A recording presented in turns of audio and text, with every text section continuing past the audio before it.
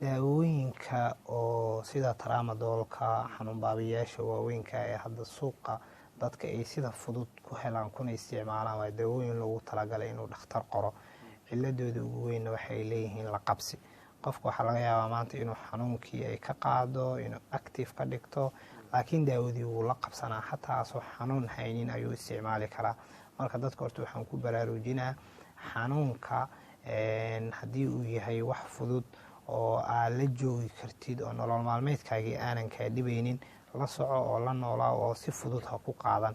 haddii uu yahay xanuun yar waxaa kugu filan baristamool iyo daawooyin saas oo kale oo fudfud, laakiin marnaba looguma talagelin inuu qof intuu baxo uu tramadol iyo daawooyin lamida uu soo qaato.